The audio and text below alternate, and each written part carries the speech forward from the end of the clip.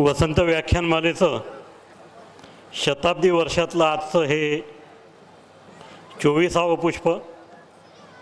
आजचं व्याख्यान नाशिकचे माजी महापौर आणि प्रथम महापौर स्वर्गीय शांताराम बापू आवरे यांच्या स्मृतिप्रित्यर्थ गुंफण्यात येत आहे.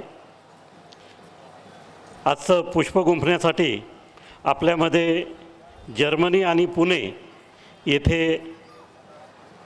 संरक्षण साहित्यामध्ये मोठं कामगिरी असलेले भरत गीते यांचं आगमन झालं आहे. टाळ्यांच्या गजरात आपण त्यांचं स्वागत करूया. मी आदरणीय भरत गीते साहेबांना विनंती करतो आपण कृपया व्यासपीठावर यावं. त्याचबरोबर नाशिकच्या सार्वजनिक बांधकाम विभागाचे कार्यकारी अभियंता उदय पालवे,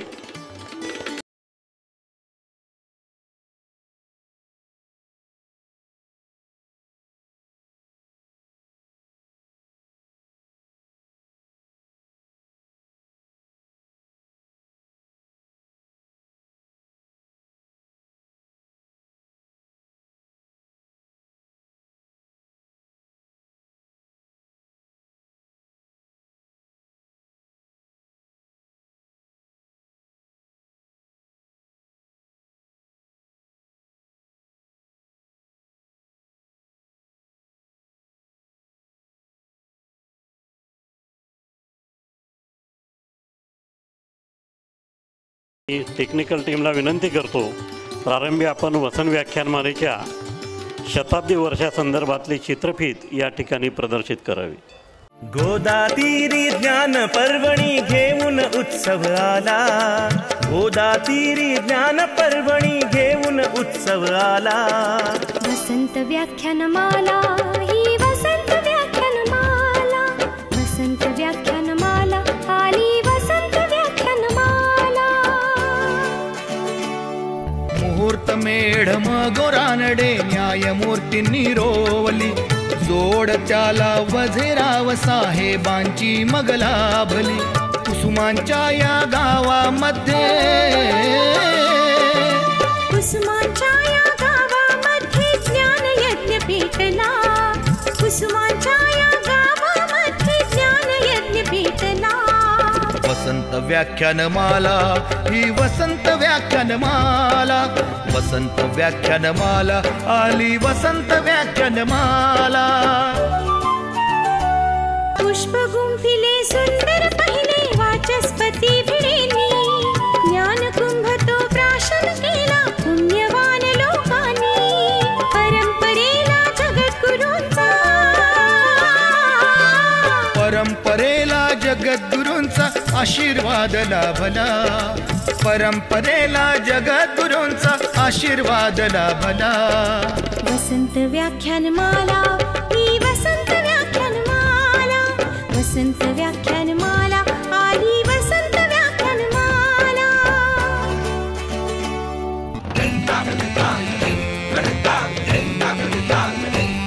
अहो देव मामलेदार पटांगण फुलू फुलू लागले, लोकहिताला शिलेदार ही निस्वार्थी लाभले. खडतर होता मार्ग तरी पण, खडतर होता मार्ग तरी पण जागर ना थांबला, खडतर होता मार्ग तरी पण जागर ना थांबला. वसंत व्याख्यानमाला ही वसंत व्याख्यानमाला, वसंत व्याख्यानमाला आली वसंत व्याख्यानमाला.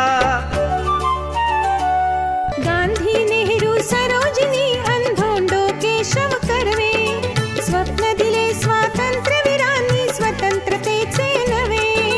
स्वरलतिकेचा स्वरसागर हा, स्वरलतिकेचा स्वरसागर श्री गोदेला भेटला.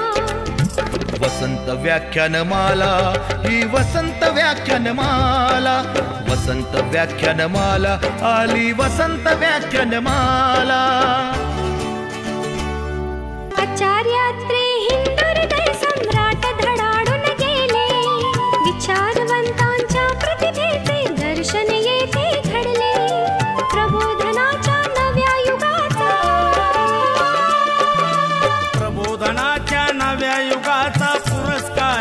झाला, प्रबोधनाच्या नव्या युगाचा पुरस्कार हा झाला. वसंत व्याख्यानमाला ही वसंत व्याख्यानमाला, वसंत व्याख्यानमाला आली वसंत व्याख्यानमाला.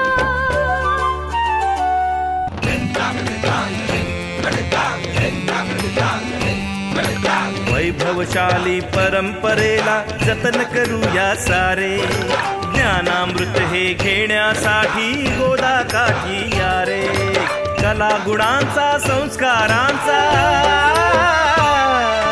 कला गुणांचा संस्कारांचा मंगलमय सोहळा, कला गुणांचा संस्कारांचा मंगलमय सोहळा. वसंत व्याख्यानमाला ही वसंत व्याख्यानमाला, वसंत व्याख्यानमाला आली वसंत व्याख्यानमाला. वसंत व्याख्यानमाला ही वसंत व्याख्यानमाला, वसंत व्याख्यानमाला आली वसंत व्याख्यानमाला, वसंत व्याख्यानमाला ही वसंत व्याख्यानमाला, वसंत व्याख्यानमाला आली वसंत व्याख्यानमाला. सर्व पाहुण्यांना मी विनंती करतो, आपण प्रारंभी स्वर्गीय शांताराम बापू वावरे यांच्या प्रतिमेचं पूजन करावं.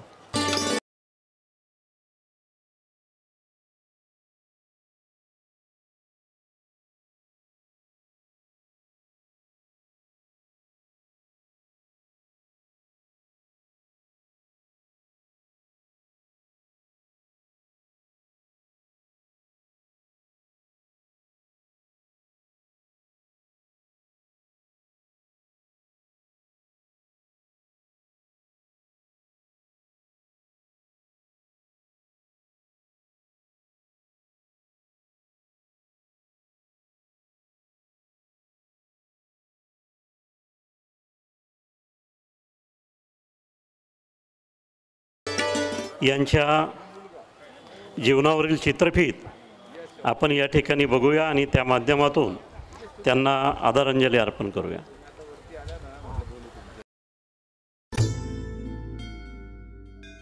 स्वर्गीय शांताराम बापू वावरे 1952 साली ते नगरपालिकेत नगरसेवक झाले. नंतर 3 वेळा ते पालिकेच्या नगराध्यक्षपदी विराजमान झाले. विधायक कार्यसमितीच्या स्थापनेतून त्यांनी ग्रामीण भागासाठी शैक्षणिक सुविधा पुरवल्या. 1967ला ते नाशिकचे आमदार आणि 1980 साली विधानसभेवर लोकप्रतिनिधी म्हणून ते निवडून आले. नाशिक महानगरपालिकेचे प्रथम महापौर होण्याचा बहुमानही त्यांना लाभला. त्यानंतरही ते पुनश्च एकदा महापौर झाले. मराठा विद्याप्रसारक समाज आणि मराठा मंदिरसारख्या संस्थांची अध्यक्षपदाची धुराई त्यांनी सांभाळली. राजदूत मित्रमंडळ, राजदूत नागरी पतसंस्था, मोहन मास्तर तालीम संघ या संस्थांच्या माध्यमातून त्यांनी अनेक सामाजिक कार्य केली.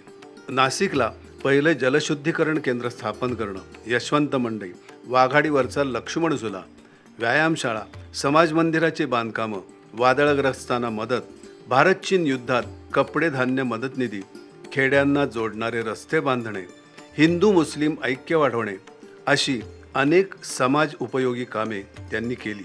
अफाट लोकसंग्रह, कार्यकुशलता अंगी असणारे नेतृत्व गुण, ह्याबरोबरच संगीत आणि नाटकात रमणारे शांताराम बापू. स्वर्गीय शांताराम बापू वावरे यांना नाशिक वसंत व्याख्यानमालेतर्फे विनम्र अभिवादन. वसंत व्याख्यानमालेच्या शताब्दी वर्षातलं आजचं 24वे पुष्प सन्माननीय भरत गीते हे मेक इन इंडिया पायाभूत सुविधा क्षेत्र या विषयावर गुंफणार आहेत. आणि दुसऱ्या सत्रामध्ये कीर्ती भवाळकर आणि त्यांच्या शिष्या, त्यांची संस्था आहे नृत्यांगण कथ्थक नृत्य संस्था, हे या ठिकाणी नृत्यार्पणम हा भरतनाट्यमवर आधारित कार्यक्रम सादर करणार आहेत. वसंत व्याख्यानमालेच्या आजच्या या सत्रासाठी उपस्थित असलेले आपण सर्व श्रोते यांचं मी वसंत व्याख्यानमालेच्या वतीनं मनपूर्वक स्वागत करतो. त्याचबरोबर महाराष्ट्रातल्या 10 जिल्ह्यांमध्ये केबल नेटवर्कद्वारे या कार्यक्रमाचं प्रक्षेपण सुरू आहे, त्या दूरचित्रवाणीवर या कार्यक्रमाचा आनंद घेणारे दर्शक, त्याचबरोबर यूट्यूब आणि फेसबुकच्या माध्यमातून या कार्यक्रमाचा आनंद घेणारे दर्शक यांचंही मी वसन व्याख्यानमालेच्या वतीनं मनपूर्वक स्वागत करतो. व्याख्यानमालेचे उपाध्यक्ष विजय हाके यांना विनंती करतो, आपण आजचे वक्ते भरत गीते यांचा या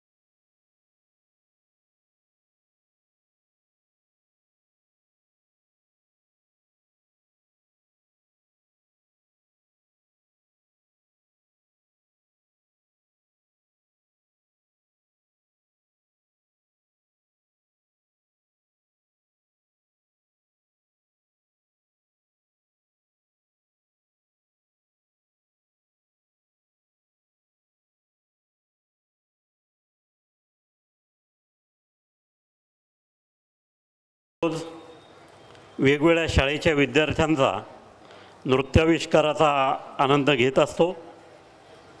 मी या ठिकाणी सेंट विन्सेंट पलोटी या त्र्यंबक रोडवरील शाळेच्या विद्यार्थ्यांना आमंत्रित करतो.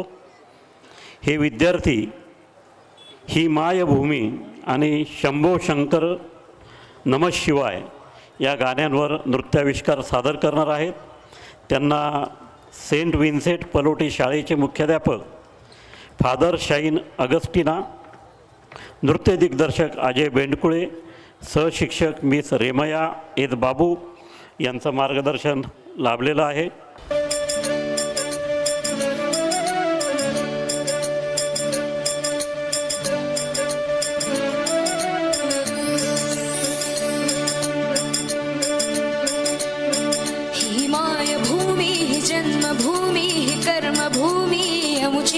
महावंदनीय ती प्राणप्रिय ही माय मराठी अमुची.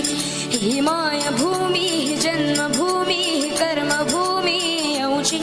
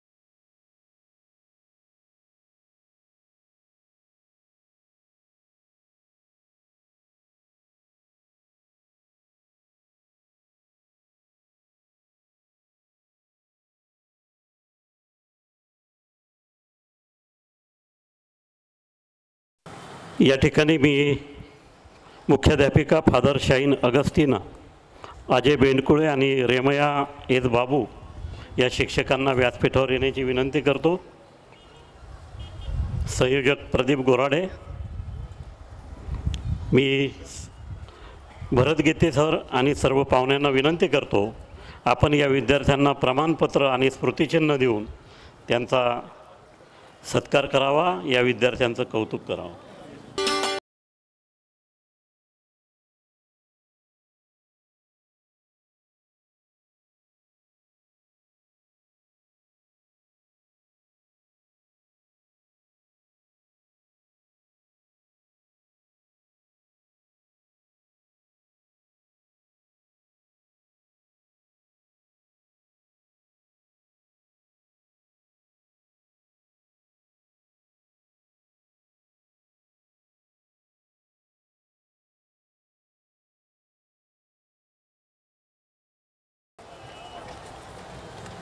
प्राध्यापिका सुरेखा बोराडे यांनी लिहिलेलं गोदावरी गीत, जे गोदावरी गीत आता नाशिक महानगरपालिकेच्या सर्व शाळांमध्ये दररोज विद्यार्थी सादर करतात.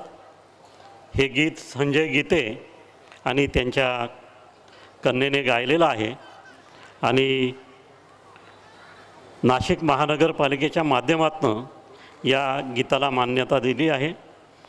हे गीत आपण या ठिकाणी आता बघूया.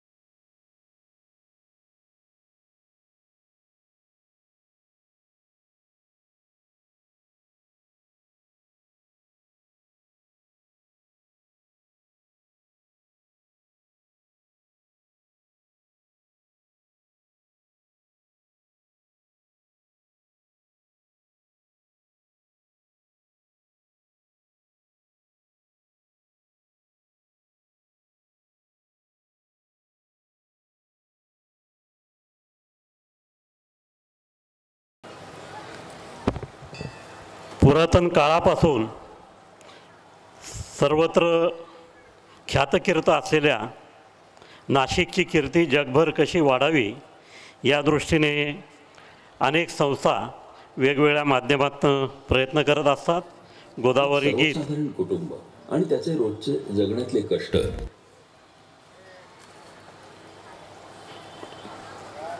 गोदावरी गीत हे मला वाटतं त्यापैकी हा एक उपक्रम आहे.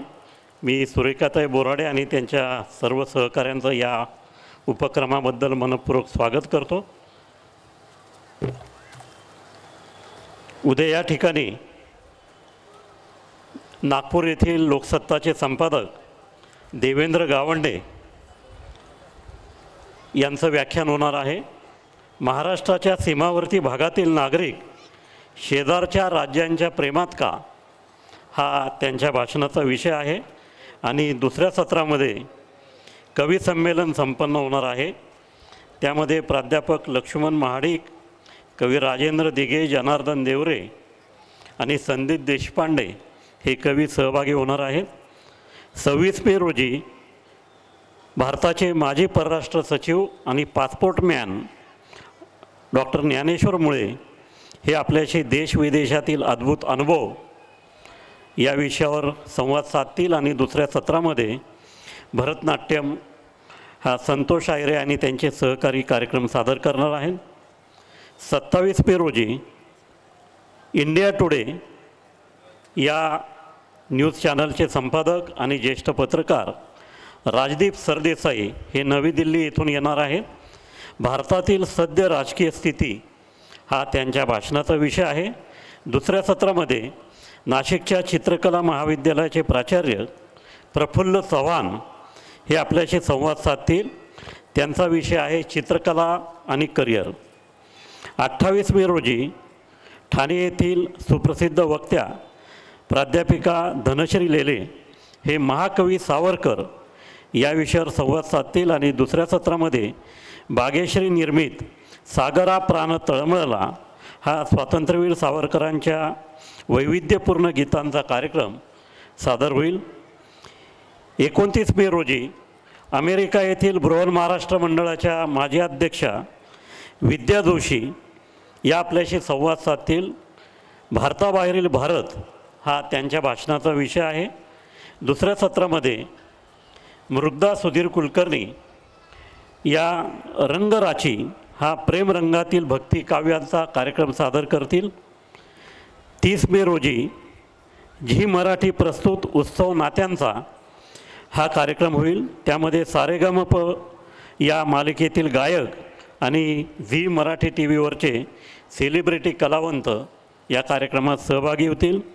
31 मे रोजी महाराष्ट्राची हास्य जत्रा हा संपूर्ण जगात लोकप्रिय असलेला कार्यक्रम संपन्न होईल.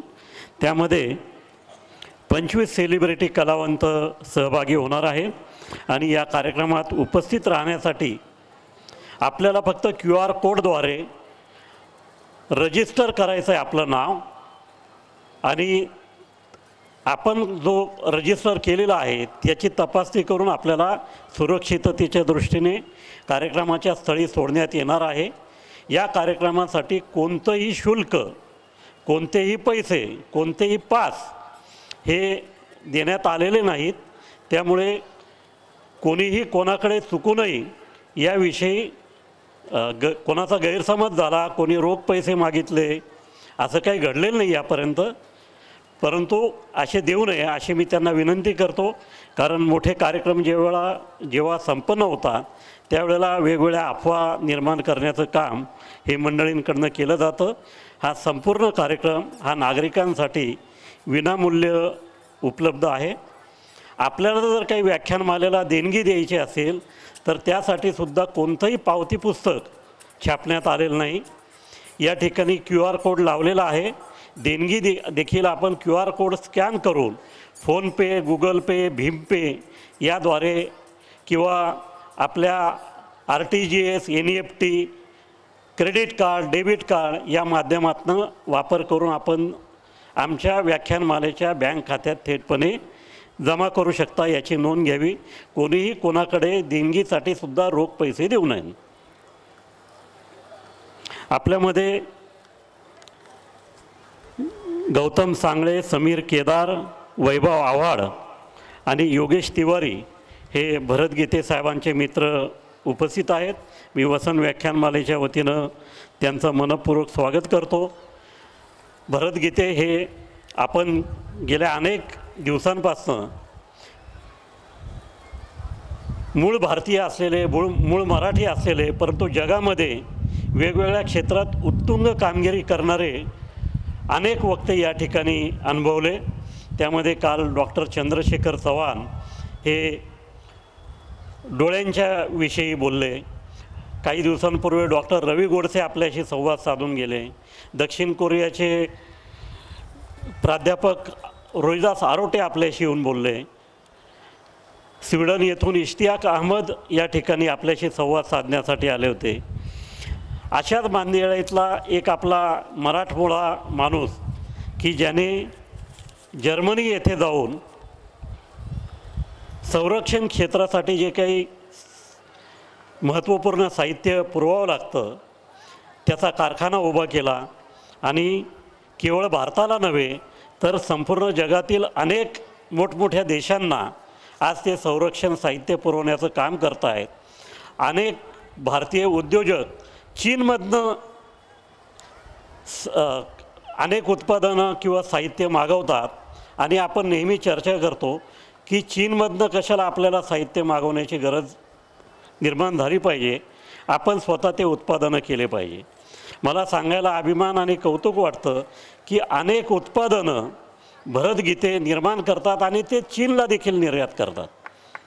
जे अमेरिका आणि युरोपमधल्या अनेक राष्ट्रांना ते संरक्षण साहित्य पुरवतातच, वेगवेगळे उत्पादनं पुरवतात.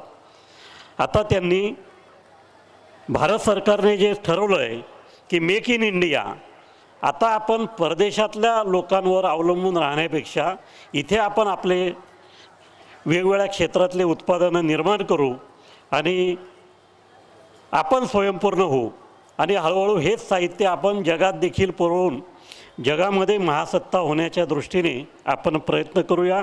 आणि या सरकारच्या प्रयत्नाला मोठा हातभार लावण्याचं काम भरत गीते त्यांच्या व्यवसायाच्या माध्यमातून करत आहेत आणि त्यामुळेच त्यांनी मेक इन इंडिया पायाभूत सुविधा क्षेत्र हा त्यांच्या भाषणासाठी विषय निवडलेला आहे. मी वसंत व्याख्यानमालेच्या वतीनं त्यांचं पुन्हा एकदा मनपूर्वक स्वागत करतो आणि सर्व पाहुण्यांना विनंती करतो की आता आपण भरत गीते यांचं व्याख्यान समोर बसून ऐकूया. व्याख्यान सुरू करण्यापूर्वी भरत गीते यांच्या जीवनकार्यावरची चित्रफीत आपण बघूया.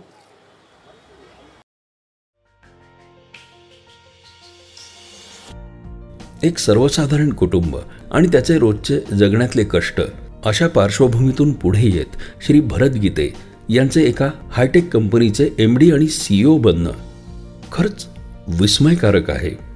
प्रख्यात COEP पुणे इथून मेटॉलॉजिकल अर्थात धातुशास्त्र विभागात अभियंता झाल्यानंतर त्यांची दूरदृष्टी त्यांना जर्मनी इथल्या आखेनच्या RWTH टेक्निकल युनिव्हर्सिटीमध्ये पदव्युत्तर पदवीपर्यंत घेऊन गेली.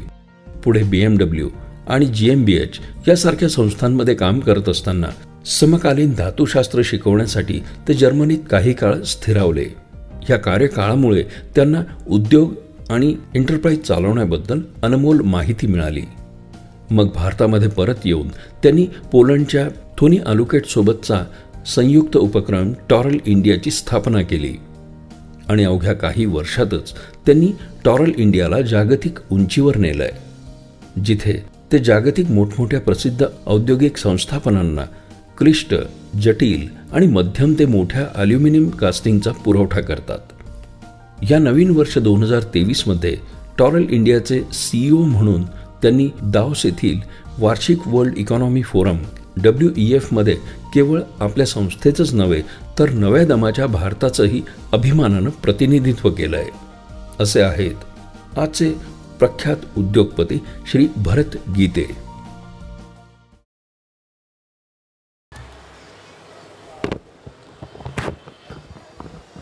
स्लाइड चेंजर द्याल का? स्लाइड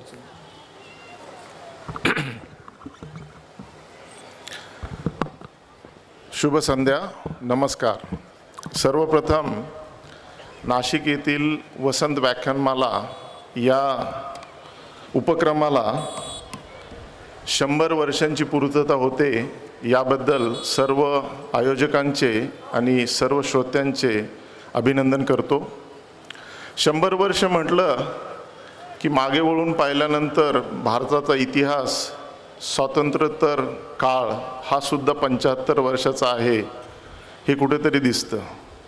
भारताचा 75 वर्षाचा स्वातंत्र्याचा महोत्सव, आझादी का अमृत महोत्सव आणि नाशिक येथील व्याख्यानमालेला 100 वर्षांची पूर्तता हे एकत्र येणं, याचा एक संयोग जो आहे ते आपलं सर्वांचं भाग्यच आहे असं मी समजतो.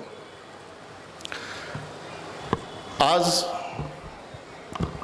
नाशिक येथे ज्या नाशिकामध्ये कविवर्य कुसुमाग्रज असतील, स्वातंत्र्यवीर सावरकर असतील यांच्या वास्तव्याने आणि मर्यादा पुरुषोत्तम खुद्द श्रीराम यांच्या पवित्र चरणस्पर्शाने पावन झालेल्या भूमीमध्ये आपण मला इथे बोलवलं, त्याबद्दल या वसंत व्याख्यानमालेचे अध्यक्ष श्रीकांत बेनी, सर्वच पदाधिकारी व आमचे नाशिकमधील उदय घुगे असतील, अविनाश आव्हाड असतील, आमचे सर्व मित्रमंडळी आणि नातेवाईक यांचं मी आभार मानतो.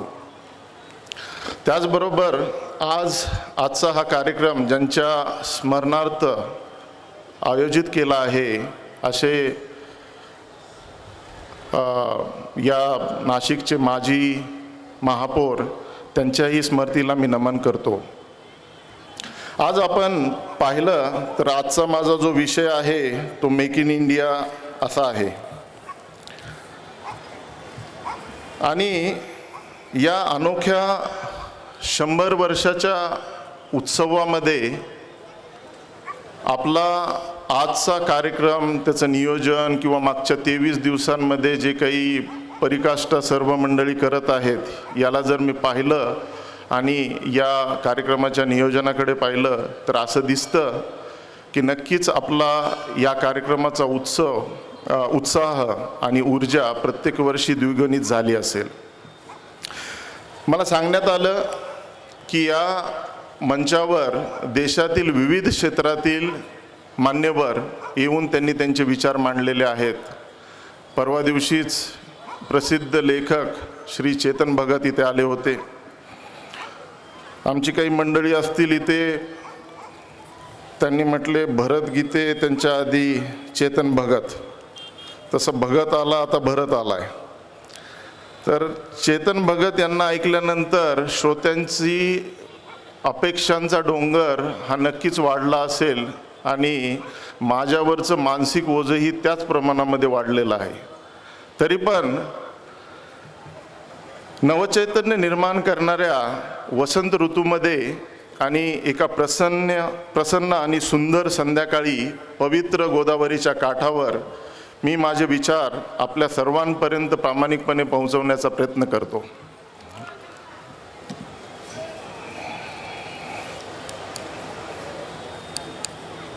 स्लाइड चेंज कशी करायची? तुमच्याकडे बघायचं की इकडे बघायचं?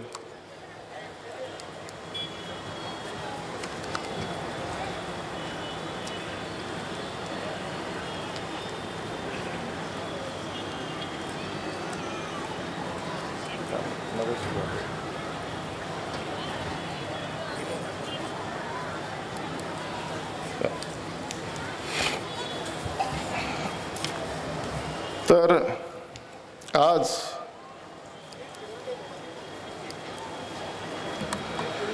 मी भरत गीते आज आपल्यासमोर मेक इन इंडिया पायाभूत सुविधा क्षेत्र व माझ्या जर्मनीतील अनुभवांबद्दल आपल्याशी चर्चा करणार आहे. 2013-14 या साली भारतामध्ये परत आल्यानंतर कधीही कल्पना केली नव्हती की आज सारख्या दिवशी मी आपल्यासारख्या सर्व गुणसंपन्न सन्माननीय व्यक्तींबरोबर माझे विचार, माझा प्रवास, वैयक्तिक व व्यावसायिक प्रवास आपल्याबरोबर शेअर करेल.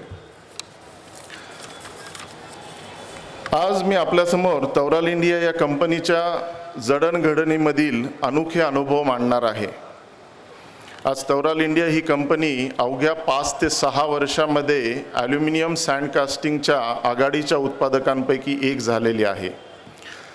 हे सर्व कसं शक्य होतं तर एकटा भरत गीते किंवा एखादा माणूस विदेशातनं आपल्याला सपोर्ट करतोय त्यामुळे हे शक्य होत नाही.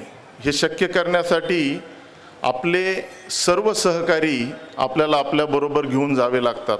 म्हणूनच या पूर्ण यशाच्या मागे आमचे जे 600 सहकारी काम करतात त्यांनाही मी तेवढंच महत्त्व देतो.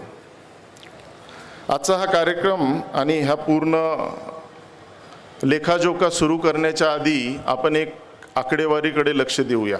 या आकडेवारीकडे याच्यासाठी लक्ष देणं गरजेचं आहे कारण या आकडेवारीतनं आपल्याला कळणार आहे की भारत देश कुठे चाललेला आहे, भारताचं भवितव्य काय आहे. आपण इथे पाहिलं तर 2021 ते 2030 हे भारताचे शतक आहे, दशक आहे असं IMF म्हणजेच इंटरनॅशनल मॉनिटरी फंड या संस्थेने सांगितलेलं आहे. इंटरनॅशनल मॉनिटरी फंड ही संस्था काय करते तर पूर्ण जगातील वेगवेगळ्या देशांकडे बारकाईने लक्ष ठेवून त्यांची आर्थिक व्यवस्था कशी चालली आहे, त्याच्यामध्ये जे काही बदल घडतात याची नोंद घेते आणि याचं पूर्णपणे रेकॉर्डिंग ठेवते. या संस्थेने आपल्याला जगातील 21 ते 30 हे भारताचे दशक आहे असं सांगितलेलं आहे. आपण इथे पाहिलं तर पुढे भारत देश हा जगातील 5व्या क्रमांकाची अर्थव्यवस्था बनलेला आहे.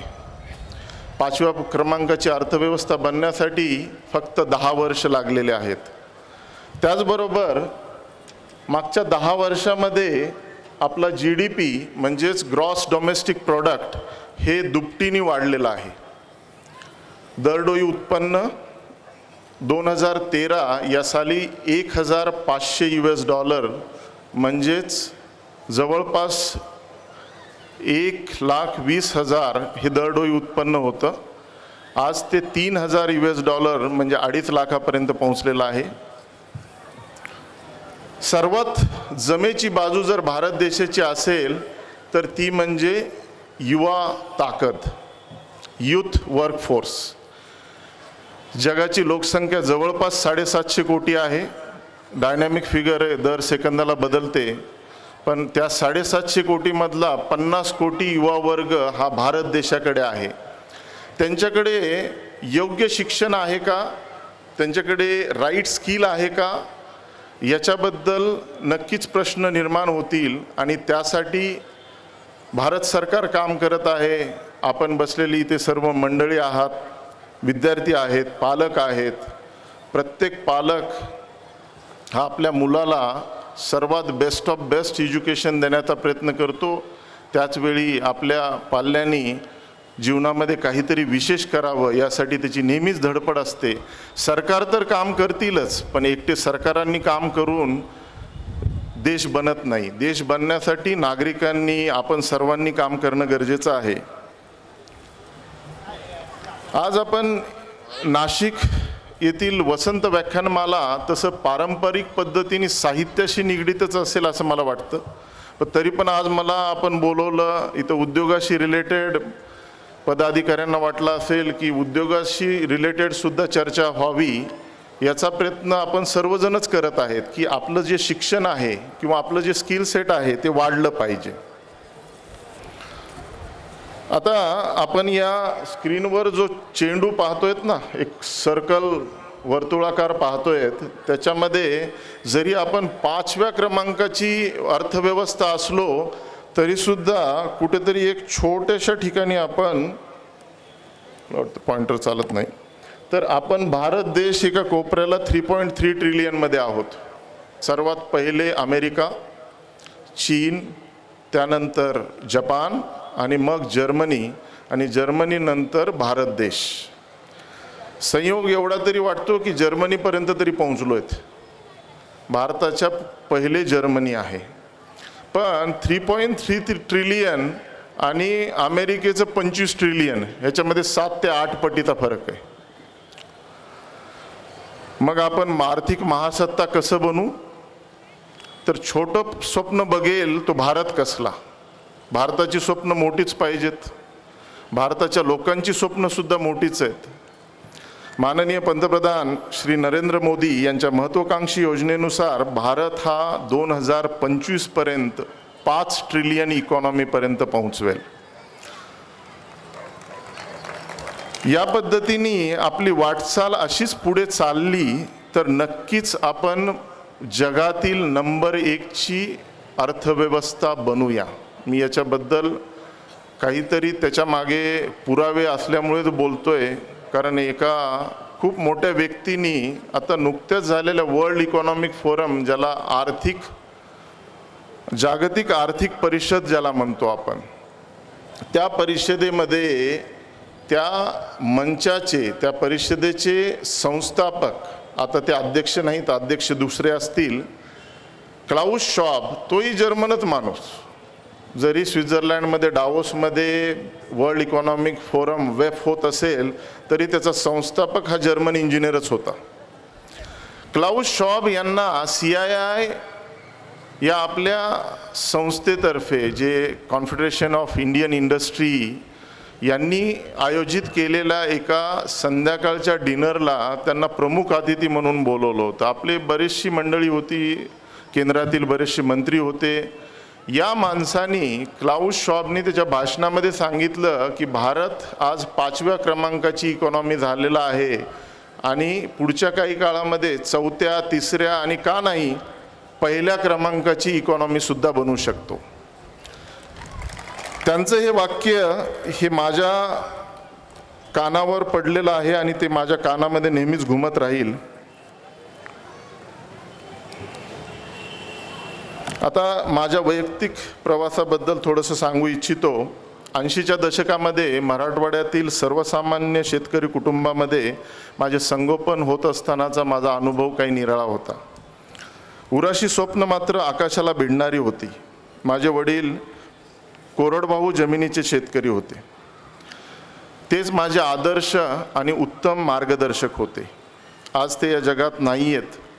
2 महिन्यापूर्वी या अशा आदर्श पितृछत्राला आम्ही सर्व भावंडांनी गमावलं आहे. आणि त्यांनी शिकवलेल्या जिद्द, चिकाटी, अथक परिश्रम, सामाजिक जाणीव ह्या अशा अनेक शिकवणी आणि संस्कार स्वरूपी शिदोरी त्यांनी आमच्या हाती सुपूर्त केलेली आहे.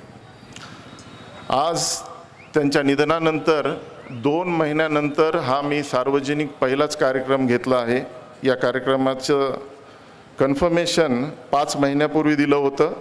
माझे वडील त्यावेळी कर्करोगासारख्या भयानक रोगाशी झुंज देत होते. फायटर होते. शेवटपर्यंत झुंज दिली आणि शांततेने त्यांचा आत्मा हा माझ्यासमोर वैकुंठवासी गेला. त्यांच्या स्मृतीला आज मी इथे आठवण करतो आणि त्यांना आदरांजली वाहतो. सरस्वती विद्यालय या अशा छोट्याशा शाळेमध्ये, हा फोटो खूप चांगला आहे. आता दशा खूप झाली आहे. मराठी शाळेंची दशा आपल्याला माहीतच आहे कशी झालेली आहे. सरस्वती विद्यालयामध्ये शिक्षण घेत असताना माझ्या लक्षात आलं की आपल्याला कुठेतरी या शहरामध्ये शिक्षण घेत असताना सीमा आहेत. आपण आणखी पुढे आपल्याला प्रवास करायचा असेल तर पुढे आणखी दुसऱ्या एखाद्या शहरामध्ये जायला पाहिजे. त्याप्रमाणे लातूरमध्ये 11वी 12वी केली. 11वी 12वी करत असताना इंजिनिअरिंग करायचं असं ठरवलं. इंजिनिअरिंग करायचं म्हणलं की कुठे करायची हा मोठा प्रश्न येतो. पुणे आणि मुंबई अशी पर्याय आपल्यासमोर असतात.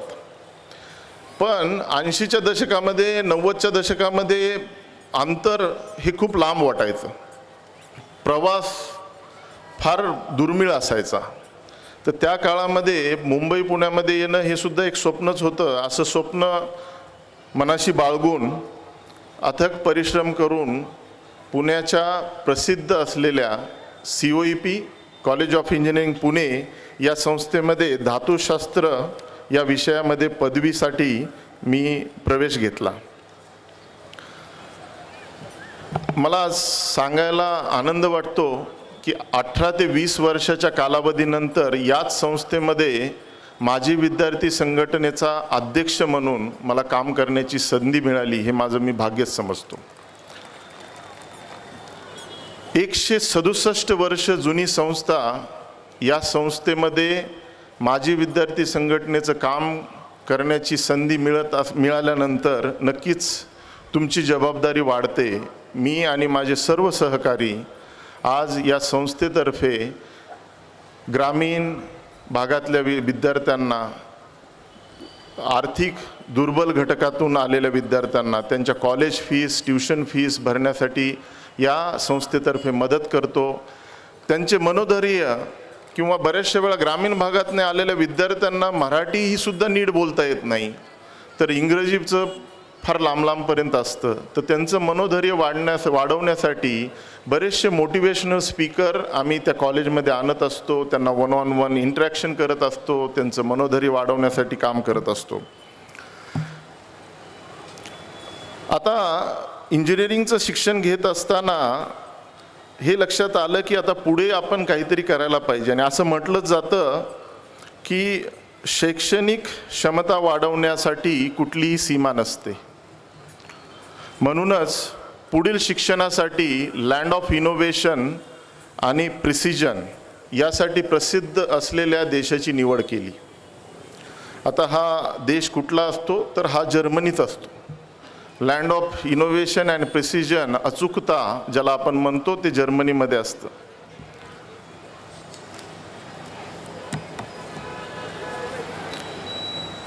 जर्मनीमध्येच का जायचं तर मी इंजिनिअरिंग करत असताना ग्रामीण पार्श्वभूमी असल्यामुळे आपण नक्कीच आपल्या सिनियरला विचारतो, आपल्यासारखी लोक शोधतो, बाबा कुठेतरी मराठवाड्यातला आलेला, कुठेतरी जळगावमधनं आलेला, नाशिकला ग्रामीण म्हणता येणार नाही, तर अशा विद्यार्थ्यांना शोधत असायचो आणि त्यांच्याकडनं मार्गदर्शन घेण्यासाठी प्रयत्न करायचा.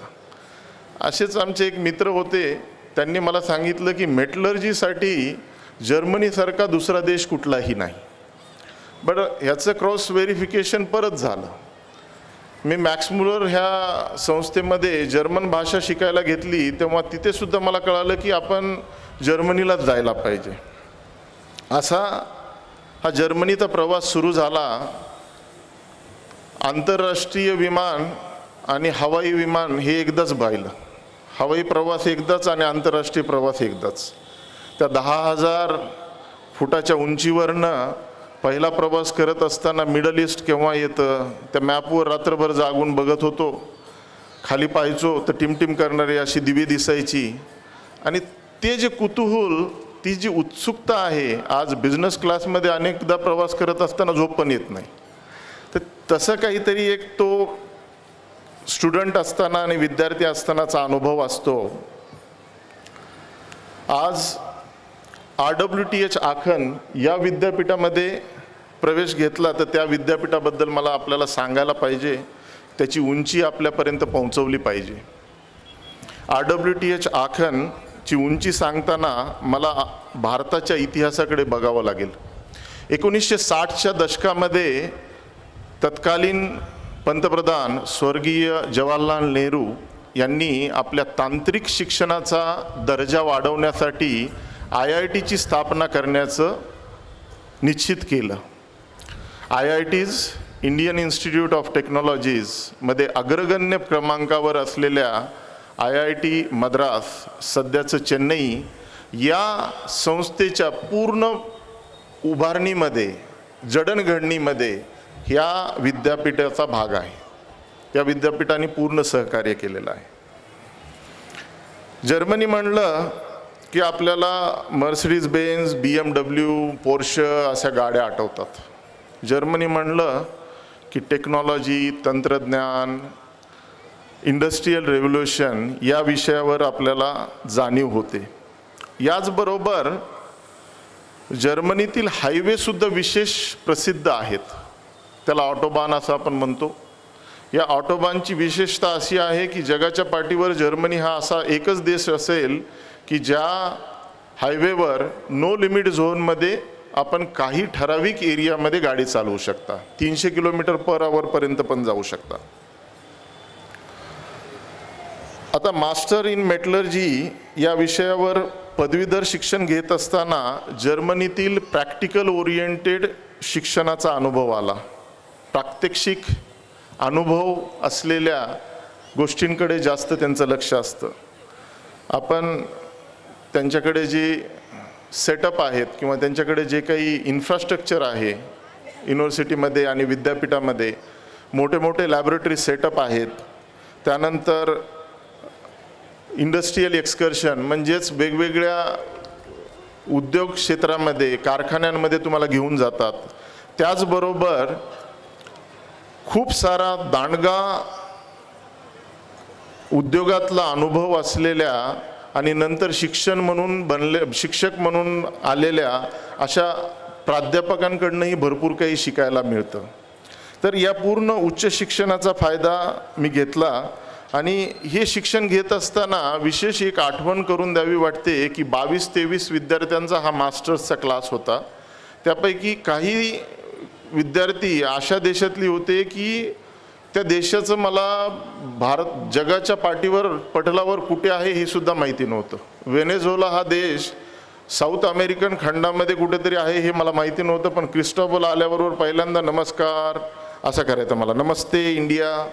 सो आपल्या या जगातील अनेक देशांची ओळख झाली. त्याचबरोबर मला सांगायला आनंद वाटतो आणि एक कुतूहल वाटतं की आपल्या देशाची सुद्धा ओळख तिथे झाली. कारण साऊथ इंडिया आपल्याला कुठे माहिती असतो. पूर्वीच आपण बोललो तसं अंतर हे फार दुर्मिळ होतं. पूर्वीच्या काळामध्ये ट्रॅव्हल एवढं व्हायचं नाही. साऊथ इंडियन मित्र होता, त्यांच्या जीवन पद्धती कळाल्या आणि यातून बाहेर देशात जाऊन आपल्या देशाची डिस्कव्हरी सुद्धा तिथे झाली. हे सर्व शिक्षणाचे धडे घेत असताना धातुशास्त्रातील कास्टिंग टेक्नॉलॉजी म्हणजेच ओतीव काम या विषयावर आवड निर्माण झाली. ती म्हणजे दैनंदिन खर्च भागवण्यासाठी पार्ट टाइम जॉब करताना. त्याच्यामागचं दुसरंही एक कारण होतं, ते म्हणजे ॲल्युमिनियम सँड कास्टिंग टेक्नॉलॉजी ही भारतामध्ये फार दुर्मिळ आहे हे त्यावेळीच मला कळालं होतं. जटिल, क्लिष्ट, वजनदार ॲल्युमिनियम कास्टिंग ह्या बाहेर देशातनं म्हणजेच युरोपियन खंडामधनं किंवा चीन या देशामधनं आपण आयात करत होतो. आणि आपली पार्श्वभूमी ग्रामीण असल्यामुळे, देशाचं प्रेम असल्यामुळे तेव्हापासूनच डोक्यामध्ये होतं की देशामध्ये जाऊन काहीतरी असं क्रांतिकारी बदल घडवायचा आहे. तर हा ॲल्युमिनियम कास्टिंगचा बदल मला चांगला वाटला आणि विदेशी ज्ञानाचा वापर करून भारतीय औद्योगिकरणासाठी मदत करेल हे माझं वाक्य मी जर्मनीला जाण्याच्या आधी बोललो होतो. त्यामुळे ती जी चळवळ होती मास्टर्सच्या एज्युकेशन घेत असतानाच मनामध्ये सारखं आपला देश खुणावत होता. त्यामुळे त्या काळामध्येच ठरवलं की आपण असा विषय घ्यायचा की आपल्याला पुढे त्याच्यामधनं भारत देशाला मदत करता येईल. या स्वप्नांना मनाशी बाळगून मी BMW, महाले अशा अनेक आंतरराष्ट्रीय कंपन्यांमध्ये 1 दशक काम केलं. तिथल्या काम करण्याच्या पद्धती, वर्क कल्चर, सिस्टीम कशा असतात हे समजून घेतलं. उत्पादन उच्च दर्जाचे कसे बनवतात याची पण शिकवण घेतली. महाले या कंपनीमध्ये काम करत असताना युरोपियन खंडातील त्यांचे जे सिरियल प्रोडक्शन प्लांट होते, इटली आणि पोलंड या अनेक देशांमध्ये जाण्याची संधी पण मिळाली. त्यामुळे क्रॉस बॉर्डर कल्चर याच्याविषयी सुद्धा माहिती मिळाली. आता जवळपास विद्यार्थी दशेमधला जो विचार होता की भारतात जाऊन काहीतरी करायचं आहे आणि एक 10 वर्षाचा काळ संपलेला होता. त्यामुळे सर्व वैभव, नोकरी आणि लक्झरियस लाईफ सोडून एका छोट्या पारिवारिक कंपनीमध्ये जर्मनीमध्ये काम करायला लागलो. Casting, moulding, core making, fettling याच्यापासनं डिलेवरीपर्यंत फोर्कलिफ्ट चालवायची, ते बॉक्सेस छोट्या एका मर्सिडीज बेंचची, आणि तिकडे ट्रकसुद्धा मर्सिडीज बेंचचे असतात त्यामुळे काय आनंदच आहे. तो छोटा ट्रक पण चालवला आणि डिलेवरीसुद्धा केली. या सर्व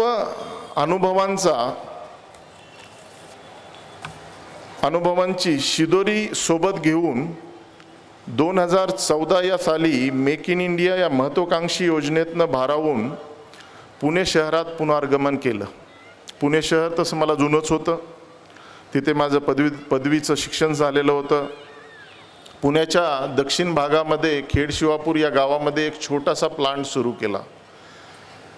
G&B मेटल कास्टिंग या कंपनीचं नाव होतं. ही छोटी कंपनी मी स्वतः आणि 10 कामगार, हे 10 कामगारसुद्धा अशिक्षित, कुठेतरी त्यांचं स्किल सेट नव्हतं, कोणीतरी ऑड जॉब हॉटेलमध्ये करायचं, अशी 10 कामगार एकत्र बांधली, त्यांचं स्किल सेट वाढवलं.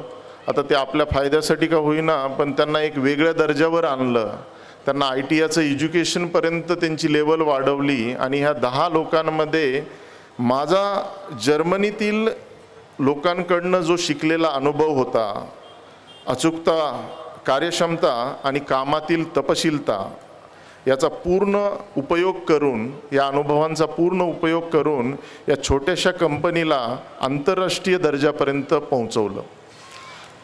जर्मनी आणि इंग्लंड या देशामध्ये या कंपनीची उत्पादनं निर्यात होऊ लागली. आता पुढे ही छोटीशी कंपनी असल्यामुळे बऱ्याचशा अडचणी यायला लागल्या. जेव्हा आंतरराष्ट्रीय दर्जाच्या कंपन्या सिमेन्स, डाफ, पकार ट्रक्स, नेदरलँड अशा आम्हाला भेट देऊ लागल्या,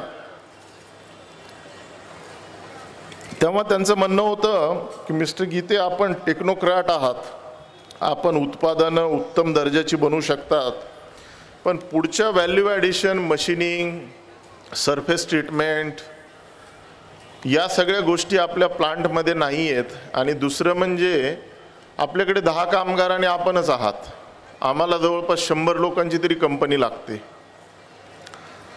आता याच्या पुढे काय करायचं याचा शोध सुरू झाला. आणि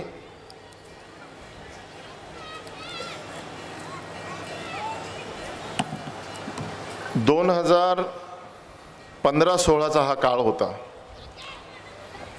मेक इन इंडिया हा उपक्रम आणखी पुढे वाढत परदेशी गुंतवणुकीला जास्तीत जास्त वाव देऊ लागला, त्याचं स्वागत करू लागला.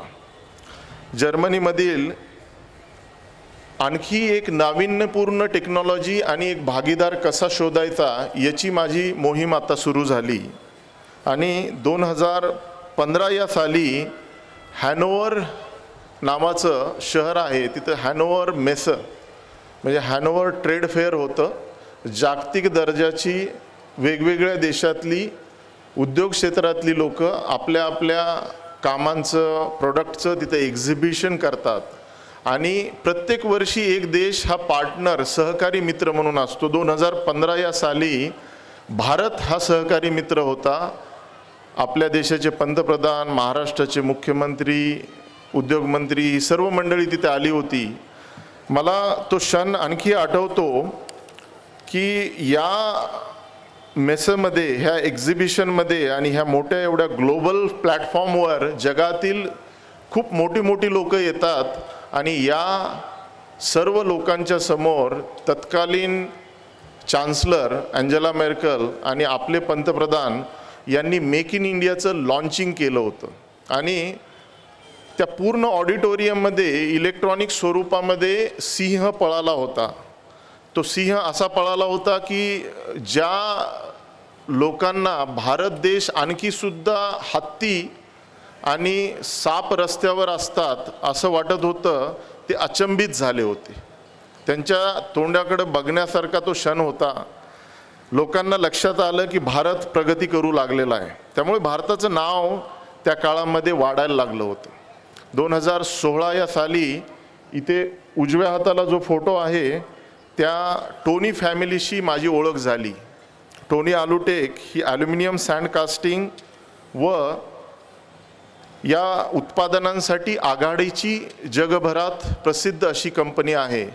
हा फोटो मी इथे मुद्दाम दाखवलेला आहे कारण या फोटोमध्ये माझा जो बिझनेस पार्टनर आहे तो माझ्या बाजूला बसलेला आहे. लोथार हा पोलंड देशामधनं आला, मी भारत देशातनं गेलो आणि ते दोघं लोथारचे वडील आहेत, त्यांचा आर्थिक सल्लागार आहे. अशी ही 4 मंडळी आम्ही फ्रँकफर्ट एअरपोर्टवर भेटलोत आणि तिथून या तवराल इंडिया कंपनीची सुरुवात झाली. मला सांगायचं हेच आहे की तुम्ही सूट बूटमध्ये असा किंवा बरमुड्यामध्ये असा, तुमचं डोकं महत्त्वाचं आहे. त्यामुळे तुम्हाला कुठेही लोक कुठल्याही पद्धतीच्या चाचणी घेऊ शकतात, तुमची तयारी पाहिजे फक्त. या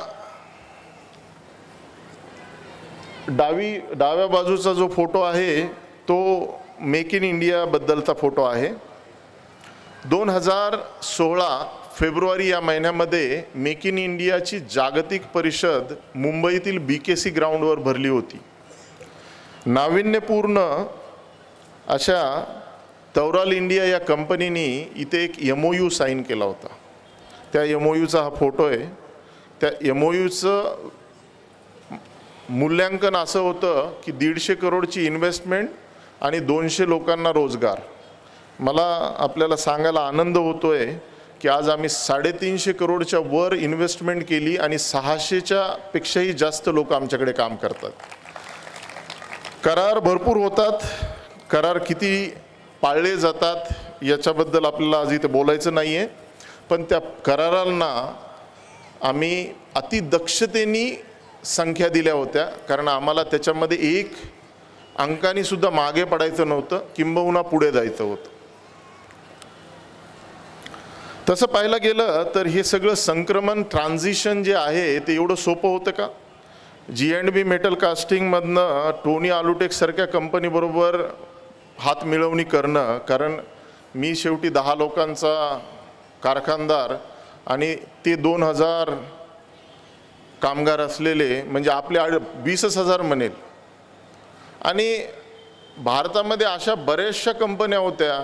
आता आमचे सहकारी मित्र बसलेले आहेत, नितीन बिरारी असतील क्रॉम्प्टन ग्रीव्हचे, तर त्यांच्या कंपनीमध्ये सुद्धा टोनी आलुटेकचा माल यायचा. आता भारतात कुणीतरी जवळच्या जवळ पुण्याहून दिलं तर त्यांना बरंच वाटेल.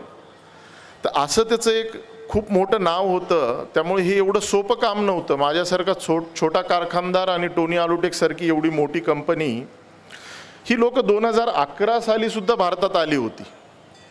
भारतात आली, सर्वेक्षण केलं, ग्राहकांना भेटले, मे बी CGकडे आले नसतील पण सिमेन्सकडे गेले, ABBकडे गेले आणि त्यांच्या लक्षात आलं की ह्या देशामध्ये परत नाही यायचं.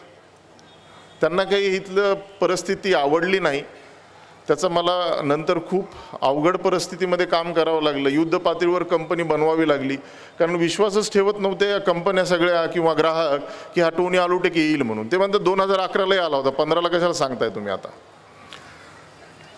तर या त्यांच्या अनुभवामधनं जो भारत पाहिला होता तो आता मला जर्मन स्किल वापरून माझ्या डोळ्यांनी दाखवायचा होता.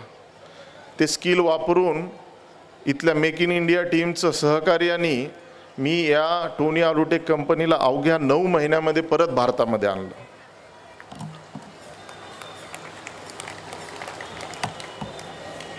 आज हे 14 साली लावलेलं 14-15 साली लावलेलं छोटंसं रोपटं एक मोठं वृक्ष झालेलं आहे. चाकण येथील पंचतारांकित MIDC टप्पा 2 मध्ये जवळपास 10 एकर या प्रेमायसेसमध्ये ही कंपनी वास्तव्य करत आहे. 10 kg ते 1000 kg सारखी जटिल आणि वजनदार सामुग्री आम्ही या कारखान्यात बनवत आहोत. आपण इथे पाहताय की ABB, जनरल इलेक्ट्रिक, सिमेन्स, ह्योसुंग अशा ह्या आंतरराष्ट्रीय दर्जाच्या कंपन्यांना आम्ही माल सप्लाय करतोय. त्याचबरोबर आपल्या नाशिकामध्ये क्रॉम्प्टन ग्रीव्हजला पण आम्ही आमचा माल सप्लाय करतो. या कंपनीचा भारत देशाला फायदा काय होतोय याच्याबद्दल थोडंसं सांगतो. भारत देशातील ऊर्जा, रेल्वे, मेडिकल, संरक्षण अशा मूलभूत आणि सर्वांगीण महत्त्वाच्या क्षेत्रांमध्ये भारताला आयातमुक्त करण्याचा प्रयत्न तवराल इंडिया करत आहे आणि किंबहुना बऱ्याचशा प्रमाणामध्ये त्याच्यामध्ये यशस्वी ठरलेला आहे. ते पुढच्या काही स्लाईडमध्ये मी दाखवेलच. त्याचे अनेक उदाहरणं आहेत. त्यापैकी वीज वितरण, ऊर्जा हे क्षेत्र आहे. आता जसं की मी म्हटलं, क्रॉम्प्टन ग्रीव्ज आपल्या नाशिकमध्ये असेल किंवा सिमेन्स औरंगाबादमध्ये असेल, ABB विच इज टुडे हिताची, आज जॅपनीज कंपनीने ओव्हरटेक केलेलं आहे त्यांच्या एनर्जी बिझनेसला. या सर्व कंपन्या ऊर्जा या क्षेत्रामध्ये काम करत आहेत आणि कुठलाही विकसनशील देश असेल ऊर्जेशिवाय काहीच करू शकत नाही. आपण हे सगळे बजवर्ड्स आणि मोठी मोठी अलंकारिक शब्द, artificial intelligence, IoT, internet of technology हे सगळं बोलूया, पण जर इलेक्ट्रिसिटी नसेल तर त्या या शब्दांचा काही उपयोगच नाही आहे. बरं, भारत देशामध्ये असे पण काही भाग आहेत जिथे आजही वीज पुरवठा झालेला नाही आहे. आता आपण इथे 5 ट्रिलियन इकॉनॉमीचं गोष्ट करतोय आणि ही काही लोक आपल्या अर्थव्यवस्थेमध्येच नाही आहेत. त्यांच्याकडे वीज नाही आहे तर ते उत्पादन काय करणार आहेत? तर अशा या सर्व आंतरराष्ट्रीय कंपन्या असतील किंवा आपल्या होम ग्रोन स्वदेशी क्रॉम्प्टन ग्रीव्ज असेल, हे वीज वितरणाचं काम करतात. वीज वितरण म्हणजे कन्व्हेन्शनली पारंपरिक AIS टेक्नॉलॉजी असते, ज्याला आपण एअर इन्सुलेटिंग स्विच गेअर म्हणतो, जी गावामध्ये सगळीकडे दिसते. भरपूर सारी जागा घेऊन टाकतात ते सबस्टेशन. बरं, आज शहरीकरण, औद्योगिकरण एवढ्या मोठ्या प्रमाणाने वाढलेलं आहे की आपल्याला जागा ही सुईच्या टोका एवढी पण राहिलेली नाही आहे. तुम्ही पण हे सगळा घाट वगैरे वाचवण्यासाठी बरेचशी मंडळी प्रयत्न करत असतील. कोणीतरी आमचे ते तिवारीजी बोलले, त्यांचं काहीतरी त्याच्यावर काम सुरू असतं. तर या जागेच्या कमतरतेसाठी लेटेस्ट अपडेटेड टेक्नॉलॉजी म्हणजे GIS, gas insulating switch gear. 10 पटीने जागा कमी लागते, सातत्यपूर्ण विजेचा पुरवठा होतो, त्याला नो ट्रबलन्स टेक्नॉलॉजी एवढी प्रूव्हन आहे. फ्लड जरी आला, पाण्याच्या खाली सबस्टेशन गेलं तरी सुद्धा लाईट सुरू आहे. म्हणून अमेरिकेसारख्या देशामध्ये तर GISच वापरलं जातं, कारण हरिकेन, फ्लड हे त्या देशामध्ये बऱ्याचशा ठिकाणी येतात.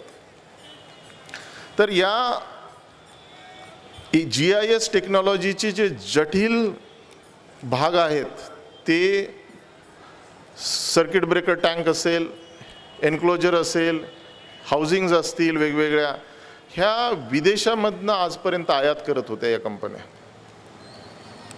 या आयात करण्याच्या कामाला आज पूर्णविराम दिलेला आहे तो तवराल इंडिया या कंपनीने.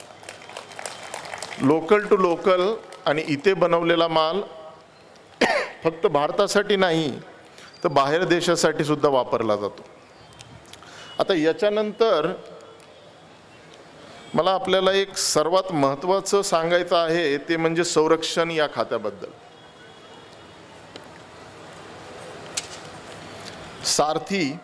सारथ नावाचा एक रणगाडा आहे. शब्दाप्रमाणेच जसं कृष्णाने अर्जुनाचं सारथ्य केलं तसं हा टँक आपल्या देशाला पूर्णपणे संरक्षित ठेवण्यासाठी सीमा भागावर जे आपले जवान लढत आहेत त्या जखमी जवानांना सारथ्य करून राहत कार्यापर्यंत पोहोचवण्याचं हा टँक काम करतो. सर्वात फार महत्त्वाचा टँक आहे. जेवढा महत्त्वाचा आगीचे गोळे फेकणारा आहे तेवढाच हा सुद्धा महत्त्वाचा आहे, कारण आपल्या सैन्यांना वापस सीमा भागातनं आणायचं हे काम करतो. रशियन टेक्नॉलॉजी आहे. जवळपास 300 ते 350 टँक वर्षभरात लागतात. ही TOT टेक्नॉलॉजी ट्रान्सफर ही 40-45 वर्षापूर्वी रशियाबरोबर आपण केली. आता या सुरुवातीच्या काळामध्ये करार असा असतो की पूर्णपणे टँकच आपण इम्पोर्ट करायचा. पुन्हा हळूहळू ते म्हणतात की तुमच्या देशामध्ये ही टेक्नॉलॉजी तुम्ही डेव्हलप करू शकता का. आणि त्याच कारणासाठी तत्कालीन शासनांनी ठरवलं की आपल्याकडे ordnance factory, public sector unit जे संरक्षण क्षेत्रामध्ये काम करतात अशा संस्थांना आपण बनवायचं आणि इथे या संस्था सुरू करायच्या आणि आपले जे इंजिनियर्स आहेत, सायंटिस्ट आहेत, शास्त्रज्ञ आहेत, त्यांनी या सर्व तंत्रज्ञानाचा अभ्यास करून रिव्हर्स इंजिनिअरिंग करून ही भारतामध्ये बनवायचं. अशाच आपल्या ह्या ऑर्डनन्स फॅक्टरी बनलेल्या आहेत. 20 वर्षापूर्वी जवळपास 90% कॉम्पोनंट या रणगाड्याचे भारतामध्ये बनायला लागले आणि मागच्या एक 12 वर्षामध्ये पूर्ण भारतीय उद्योग क्षेत्रापुढे एक आव्हान ठेवलं गेलं की याच्यामधला जो तो कॉर्नरला दिसतोय तो इंजिन ब्लॉक भारतामध्ये तुम्ही बनवू शकता का. हा नक्कीच. आता मी इथे ॲल्युमिनियममध्ये बोलतोय तर ॲल्युमिनियमचा होता. भारत देश कास्टिंगमध्ये फार अग्रगण्य परिस्थितीमध्ये काम करतोय, पण तो फेरसमध्ये करतो, स्टील, लोहा या कामामध्ये करतो. ॲल्युमिनियममध्ये काम करणारी लोक कमी आहेत. हा कॉम्पोनंट एवढा कॉम्प्लिकेटेड आणि इंट्रिकेट आणि जटिल आहे की या कॉम्पोनंटचं वजन 170 किलो आहे. बरं, हा कॉम्पोनंट साधा नाही आहे. या भाऊंनी काय आपल्याला सोपं ठेवलेलं नाही आहे काम. त्याच्यामधली कूलिंग गॅलरी असेल, ऑइल गॅलरी असेल, वॉटर कॅनल्स असतील, हे त्याचे अविभाज्य घटक आहेत. ते नंतर जोडता येत नाही आहेत. 6 सिलेंडर आहे. परत जवळपास 36 कोर, मातीच्या कोर एकमेकांमध्ये गुंतवल्यानंतर 15 बाय 20 फूट आणि उंची जवळपास 20 फूट एवढा मोठा मोल्ड बनतो. 350 किलो ओतीव ॲल्युमिनियम त्यामध्ये ओतावं लागतं आणि त्यानंतर हा कॉम्पोनंट आपल्याला प्राप्त होतो. 350 किलो, बाकीचे 200 किलो काढून टाकावं लागतं. ती गेटिंग सिस्टीम असते. कोविड महामारीच्या काळात शांतपणे तौराल इंडिया या कंपनीने 7 ते 8 महिन्यामध्ये 1960च्या दशकातील रशियन भाषेतील ड्रॉइंग इंग्रजीमध्ये रूपांतरित केली. 3D मॉडेल बनवलं, सिम्युलेशन केलं आणि या भागाचा म्हणजे या कास्टिंग टेक्नॉलॉजीची मेथडॉलॉजी डेव्हलप केली. हे सर्व काम स्वधर्तीवर झालं, भारत देशामध्ये झालं. सर्व दरवाजे तर बंदच होते. कोविड महामारीमध्ये काही इकडे तिकडे जायचं वाटच नव्हती कुणाला. या 8 ते 10 महिन्यामध्ये बनलेला हा पार्ट आता काही बनला म्हणजे लगेच लावला नाही. 40 वर्षाची परंपरा आणि कुणालाही वाटतं ना 40 वर्ष चाललंय, कुठे नवीन प्रयोग करत बसायचं. बरं, विशेष म्हणजे त्या ऑर्डनन्स फॅक्टरीने मला सुरुवातीलाच म्हणलं की तुम्ही बनवा, पण आम्ही विकत घेऊ की नाही माहिती नाही. जवळपास 1.25 करोडचं तर टूलच होतं. म्हणजे त्याचा जो साचा होता तो एवढा मोठा होता, या स्टेजवर भरून जाईल एवढे मोठे मोठे पॅटर्न आहेत त्याचे.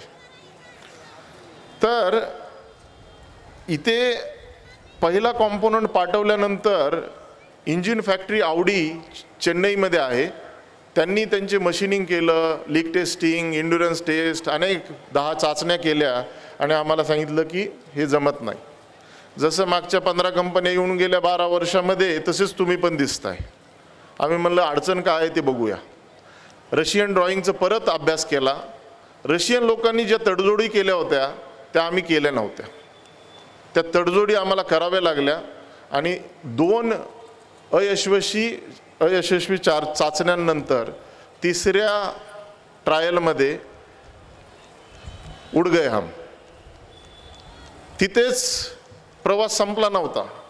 हैदराबादमध्ये मेडक म्हणून जागा आहे, तिथे या कारखान्याचं पूर्णपणे बांधणी होते या रणगाड्याची.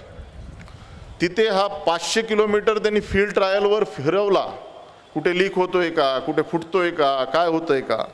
आणि 2021च्या पावसाळ्यामध्ये या कॉम्पोनंटची पूर्णपणे सुपूर्तता तौराल इंडियाकडे करण्यात आली.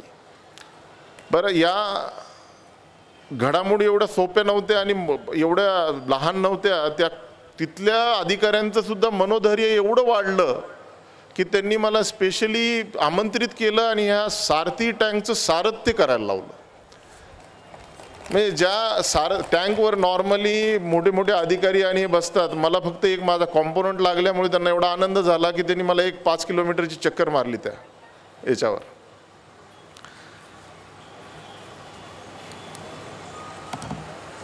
आपण जेव्हा काम करत असतो तेव्हाच त्या कामाची आपल्याला कुठेतरी रिवॉर्ड, बक्षीस पावती मिळत असते. या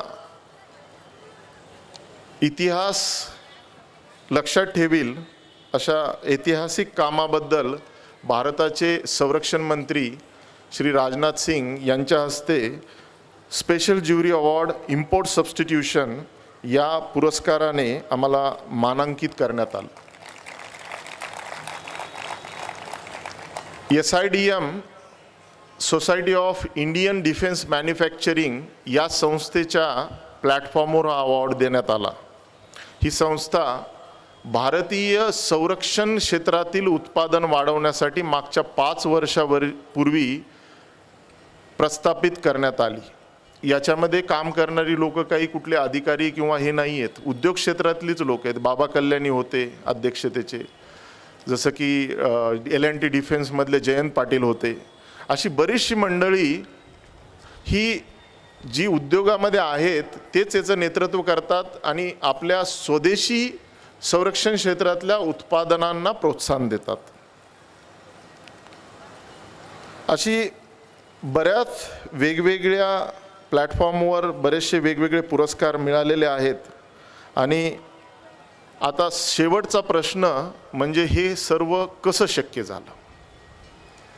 त्याच्यानंतर आपली सर्वांची सुटका आहे. आता हे सर्व शक्य का झालं तर तो माझा विषय आहे, मेक इन इंडिया. मी याचा फर्म बिलिव्हर आहे, याचा मला पूर्णपणे विश्वास आहे की मेक इन इंडिया या उपक्रमाचा आम्हाला नक्कीच फायदा झाला आणि आपल्या सर्वांनाच होतोय, त्याच्याबद्दलही मी बोलेल. भारत सरकारने मेक इन इंडिया व आत्मनिर्भर भारत या संकल्पनेतून सर्व देशी, विदेशी, खाजगी, सरकारी संस्थांना स्थानिक उत्पादनांना प्राधान्य किंबहुना अनिवार्य केलेलं आहे की आपण जर या देशामध्ये आपल्याला रणगाडा बनवायचा आहे तर माझ्या भारतातनं पण माल घ्या. परंतु भारतात नाही मिळाला तर आम्ही तुम्हाला सवलत देऊ ना. जसं की 2014मध्ये 30% कंपल्शन केलं. 30% कुठल्याही OEMला सांगितलं गेलं की 30% भारतातनं घ्या, 70% बाहेरनं घ्या. पुढे काही वर्षानंतर ते 50% केलं. आता नुकतंच 70% ते जात आहे. ही संकल्पना 2014 साली पंतप्रधान मोदीजींनी सप्टेंबर 2014मध्ये लॉन्च केली, भारतामध्ये आणली. या धोरणात्मक बदलामुळे आपल्यामध्ये काय बदल होणार आहेत, काय बदल होणार होते, या सर्व घडामोडींकडे मला नक्कीच बोलायला आवडेल. भारतीय उत्पादन हे जगासमोर उच्च दर्जाचं बनवलं जाऊ शकतं आणि भारतीय माल पण जगामध्ये विकला जाऊ शकतो. यासाठीच फक्त हे मेक इन इंडिया नाव आहे. बाकी काही फार मोठं त्याच्या मागे 1000 पेजचं GR निघालेलं नाही आहे. ही एक संकल्पना आहे, हे एक स्वप्न आहे जे आपण बघायला पाहिजे होतं. खूप वर्षापूर्वी बघायला पाहिजे होतं. यांना ते वाटलं, त्यांनी ते पाहिलं. आता हे स्वप्न बघण्याच्या आधी, मेक इन इंडियाच्या आधी मेड इन जर्मनी कसं झालं याच्याबद्दल सांगतो.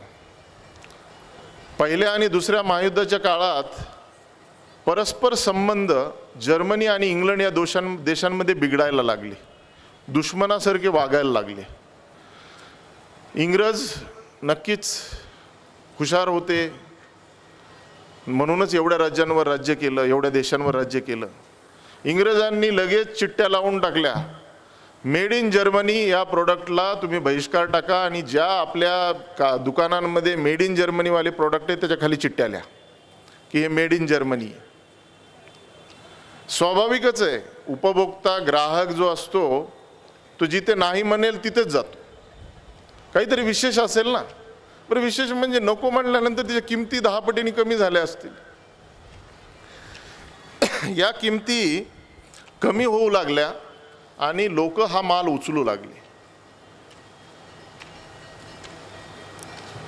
बरं, जसा जसा हा माल घरामध्ये वापरला जाऊ लागला, मग जर्मनीचा तो कांदा कापायचा चाकू का असेना, लोकांना कळायला लागलं की हे धार तर जोरदार देतं आणि 10 वर्ष आणखी टिकतं. याचा उलटा परिणाम झाला. ते युद्ध आणि बाकीचं गेलं दुसरीकडे आणि इंग्रज ग्राहक मेड इन जर्मनीच्या उत्पादनाची डिमांड करायला लागले. असं हे मेड इन जर्मनीचं नाव झालं. तुम्ही पहा, इतिहास पहा, 1940च्या वगैरे सालामध्ये कुठे एवढा मेड इन हे मेड इन ते होतं. पण आपल्याला किती आकर्षण आहे. आपण इथे बसल्या बसल्या असं म्हणतो, अरे हे मेड इन जर्मनी आहे, मी मेड इन जपानवरून आणलं, मेड इन इटली आहे, माझ्या घरामध्ये हे लावलेलं. याचा किती अभिमान वाटतो.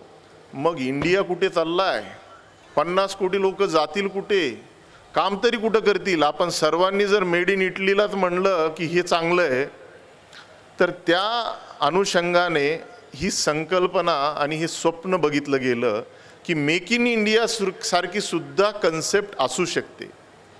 जगाला दाखवून द्यायचं होतं की अशा प्रकारची उच्च दर्जाची उत्पादनं भारत देशामध्ये पण बनू शकतात. त्यासाठीच पहिले 2 वाक्य आहेत. जे 3 महत्त्वाची उद्देश होती ती 12 ते 14% ग्रोथ पाहिजे होती आपल्याला. आज ती 8%ला आहे. कोविड महामारीमधनं बाहेर येतोय आपण, 8% सुद्धा समाधानकारकच आहे. त्यानंतर आपल्याला 10 करोड जॉब बनवायचे होते या संकल्पनेमधनं. आता या सगळ्या विषयामध्ये आपण जास्त खोलावर जाण्याची गरज नाही, तो विषय आपण बाकीच्या मंडळींसाठी ठेवू. पण तवराल इंडियाने 600 लोकांना काम उपलब्ध करून दिलं, याच्याबद्दल मला अभिमान वाटतो. माझ्यासारखी अनेक मंडळी आणि अनेक लोक आहेत जी याच्यावर काम करतायत आणि या 10 करोड रोजगार उपलब्धीमध्ये त्यांचे स्वप्न, देशाचं स्वप्न पूर्ण करण्यासाठी त्यांचा सहभाग होत आहे. त्यानंतर आपला GDP आणि मॅन्युफॅक्चरिंग सेक्टर, उत्पादन क्षेत्र हे 25% दरवर्षी वाढावं हा एक संकल्प करण्यात आला. माझ्या माहितीनुसार स्टॅटिस्टिक्स सांगतं की 22.3% आपण मॅन्युफॅक्चरिंग सेक्टरमध्ये पुढे जात आहोत दरवर्षी. 25, 22.3 फार दूर नाही आहेत. 90% स्वप्न तरी कंप्लीट होत आहेत. FDI परदेशी गुंतवणूक ही $64 बिलियन एवढी 2019 आणि 20 ही पूर्व कोरोना महामारीच्या काळामध्ये होती. यावर्षीचं अपेक्षा 100 बिलियन आहे. 100 बिलियन 1,07,000 करोड गुणिले 100 7 लाख करोडची इन्व्हेस्टमेंट बाहेर देशातनं या देशामध्ये येत आहे. आता याची आकडेवारी, याचे शून्य जे आहेत ते आपण मोजत बसलो तरी रात्र कमी पडेल. आपला वर्ल्ड बँकेच्या म्हणण्यानुसार ईज ऑफ डुईंग बिझनेस म्हणजेच धंदा किंवा उद्योग करण्यासाठी सहजपणाचा क्रमांक जो आहे तो 130 वरनं 63 पर्यंत पोहोचला आहे. वर्ल्ड कॉम्पिटिटिव्ह इंडेक्स, ज्यालाच स्पर्धात्मक निर्देशांक म्हणतो, हा 70 वरनं 43 पर्यंत पोहोचला आहे. यामध्ये जेवढे मार्क्स कमी मिळतील तेवढं आपलं प्रगती होते म्हणायचं. म्हणजे शाळेसारखं नाही आहे. जर 0 झाला तर आणखी चांगला. तर आज माझ्या हातात जस्ट एक फिगर आलेली की यावर्षी आत्ता 37व्या क्रमांकापर्यंत आपण पोहोचलो आहोत. सिंगल विंडो क्लिअरन्स म्हणजेच उद्योगासाठी लागणारे परवाने हे लवकरात लवकर मिळावेत यासाठी सुद्धा आपलं सरकार यामध्ये काम करत आहे. PM गतिशक्ती प्रोग्राम हा माझ्या फार आवडीचा आणि जवळचा विषय आहे. या PM गतिशक्ती या प्रोग्राममध्ये, या चित्रफितीमध्ये का होईना पंतप्रधान ऑफिसाला कुठेतरी आमच्या कामाबद्दल काहीतरी एक कुतूहल असावं. या चित्रफितीमध्ये तवराल इंडियाचे बरेचसे व्हिज्युअल्स आहेत, बरेचसे त्याच्यामध्ये आपले चित्रफित आहेत. तवराल इंडियाचा प्रेमायसेस वगैरे दाखवला जातो. याची आम्हाला कुठलीही माहिती दिली नव्हती. तुम्हाला माहीत आहे पंतप्रधान ऑफिस म्हणजे फार कडक असतं.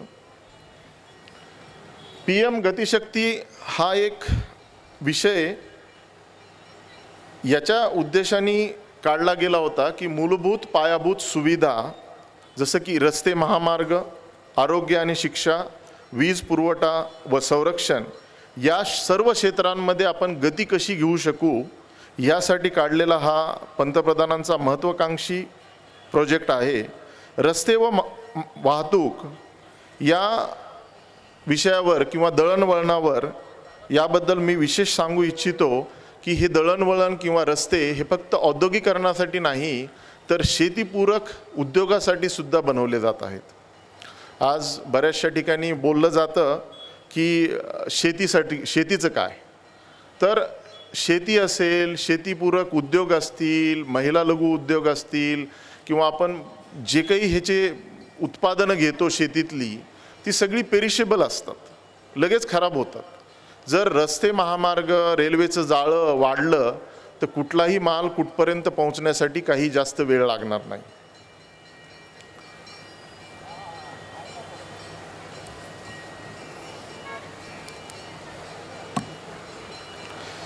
या शेवटच्या स्लाईडबद्दल बोलण्याच्या आधी माझा एक आवडीचा विषय आहे तो म्हणजे उद्योगांचं औद्योगिकरणाचं अकेंद्रीकरण.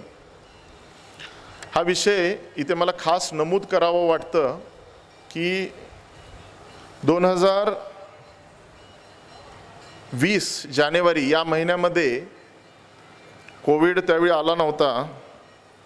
या महिन्यामध्ये 2020 ते 21च्या आर्थिक बजेटच्या चर्चासत्रामध्ये माननीय पंतप्रधानांच्या मार्गदर्शनाखाली झालेल्या बैठकीमध्ये मला आमंत्रण मिळालं त्या चर्चासत्रामध्ये भाग घेण्यासाठी. या बैठकीमध्ये उद्योगांचे अकेंद्रीकरण, डिसेंट्रलायझेशन व्हावं यासाठी माझा खास आग्रह होता.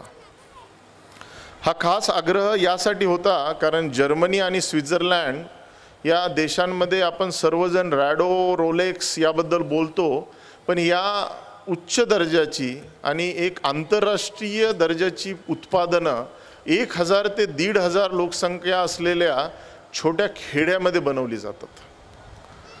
आणि आपल्याकडे काय परिस्थिती आहे? पुणे, मुंबई, संभाजीनगर, नाशिक, कोल्हापूर इथेच उद्योग एकाग्र झालेला आहे. उद्योग हा लांब लांबपर्यंत पोहोचला पाहिजे. आज युवा पिढीकडे ग्रामीण भागामध्ये फार नैराश्य आहे. आपण त्यांना म्हणतो शिका, ते म्हणतात हे पहिला शिकलाय भाऊ, त्यालाच नोकरी नाही, मी तरी शिकून काय करेल. मग न्यायचं कुठे? 50 करोड लोकसंख्या तर आहे. त्यासाठी उद्योगाचं अकेंद्रीकरण केलं पाहिजे याच्याबद्दल माझा आग्रह होता. पंतप्रधानांची माझ्याकडे नजर होती. देश मोठा आहे, व्यापक आहे, बदल घडायला वेळ लागतो. या बदलाचाच एक भाग म्हणून, याचं उदाहरण म्हणून अकेंद्रीकरणाचं उदाहरण लातूर येथे नुकताच सुरू झालेला रेल्वेचा कोच बनवणारा कारखाना. या बदलाची सुरुवात झालेली आहे असं मला वाटतं. आपण सर्वांनी आशावादी राहून या बदलाचं प्रात्यक्षिक साक्षीदार बनावं अशी मी अपेक्षा करतो. शेवटी जाता जाता आणखी काही सकारात्मक उदाहरणं देतो. 2021 या साली $446 बिलियन हे भारतीय उत्पादन क्षेत्र, इंडियन मॅन्युफॅक्चरिंग सेक्टरचा सहभाग आपल्या इकॉनॉमीमध्ये नोंद करतोय. 2020 ते 2021 22.3% वाढ झालेली आहे. गतिशक्ती या संकल्पनेमध्ये पंतप्रधानांचं म्हणणं आहे की 2027 पर्यंत, माझ्या मते, क्षमा करा जर इयर चुकला असेल तर, $1.2 ट्रिलियन हा उत्पादन क्षेत्राचा सहभाग पाहिजे. 446, 1.2 ट्रिलियन 1200 बिलियन. पण स्वप्न तुमच्या समोर प्रात्यक्षिकामध्ये येत आहेत. 22% वाढ झालेली. या पद्धतीने जर आपली वाढ झाली तर आपण नक्कीच पुढच्या 7 ते 8 वर्षामध्ये 1.2 ट्रिलियन उत्पादन क्षेत्रामध्ये पोहोचू आणि 5 ट्रिलियन भारतीय अर्थव्यवस्थेमध्ये आपली पुढचे पावलं पडतील. IMF याच संस्थेने म्हणलेलं आहे 2021 ते 2024 हे 3 वर्ष भारत देश धुमाकूळ माचवेल. भारत देश हाच पॉझिटिव्ह इकॉनॉमी म्हणजे सकारात्मक अर्थव्यवस्था असेल. 2023मध्ये त्याचा अनुभव आपण 8% वाढीमध्ये घेतोय. बाकीचे देश मायनसमध्ये काही गेलेत, काही 0.1% पण आहेत. 5व्या क्रमांकावर आपण फक्त 10 वर्षामध्ये पोहोचलेलो आहेत 11व्या क्रमांकावरनं. आता या सर्व घडामोडी आणि सकारात्मक बदल जर आपण लक्षात घेतले तर आपल्याला नक्कीच दिसून येते की या येत्या काळामध्ये होणाऱ्या घडामोडी आपण काळजीपूर्वक डोळ्यासमोर ठेवून भारत देश आर्थिक महासत्ता बनेल अशी स्वप्न बाळगून आपले मोलाचे सहकार्य आपण सर्वजण नोंदवूया एवढे सांगून माझे विचार संपवतो. जय हिंद, जय महाराष्ट्र.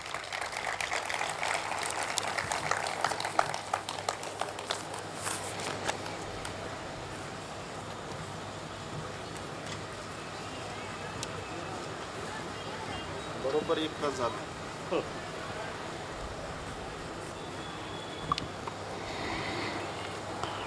आदरणीय भरत गीते यांनी आपल्या स्वतःच्या निर्मित कंपनीचं उदाहरण देत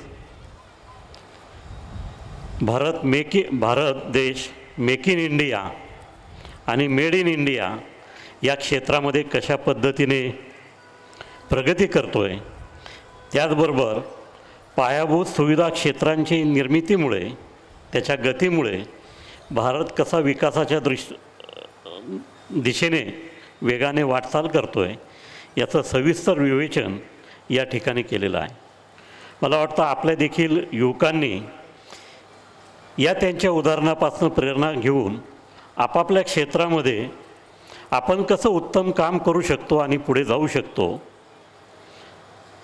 हा आदर्श त्यांच्यापासून जर घेतला तर निश्चितपणे आपण 2027मध्ये विचार करतो आहे आपल्या देशाची आर्थिक क्षमता $5 ट्रिलियन दिशेने व्हावी. मला वाटतं त्या अगोदर देखील आपण उद्दिष्ट साध्य करू शकू.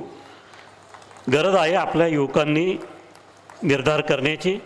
मला वाटतं या व्याख्यानातनं भरत गीते यांनी दिलेल्या वेगवेगळ्या उदाहरणातनं निश्चितपणे युवक प्रेरणा घेतील आणि या व्याख्यानाचा उद्दिष्टच आहे, व्याख्यानमालेचं उद्दिष्ट आहे की नवनवीन लोकांना व्यासपीठ उपलब्ध करून देऊन त्यांच्या जीवनातले अनुभव लोकांसमोर मांडून वेगवेगळ्या क्षेत्रामधल्या लोकांना प्रेरणा देणं हे वसंत व्याख्यानमालेचं मूलगामी काम आहे. आणि भरत गीतेंच्या माध्यमातून त्यांना या ठिकाणी आमंत्रित करून त्यांनी ज्या पद्धतीने आपल्यापुढे हा विषय मांडला मला वाटतं ते उद्दिष्ट सफल झालेलं आहे. काही दिवसांपूर्वीच आपण नभांगण या व्याख्यानाच्या माध्यमातून नीलम इंगळे या मुलीने वैमानिक होण्याच्या क्षेत्रामध्ये किती अडचणी आहेत आणि त्यावर मात करून आपण कसं जीवनात यशस्वी होऊ शकतो हे आपल्या उदाहरणातून तिने सांगितलं. आणि खूप सारे मला लोक भेटले की अरे बाबा या मुलीने किती सुंदर शब्दामध्ये आपला जीवनप्रवास सांगितला आणि कठीण प्रसंगांवर कशा पद्धतीने मात केली हे तिने सोदाहरण या ठिकाणी सांगितलं. भरत गीते हे यांचं एक आदर्श वेगळं उदाहरण आपल्याला आज या ठिकाणी पाहायला मिळालं.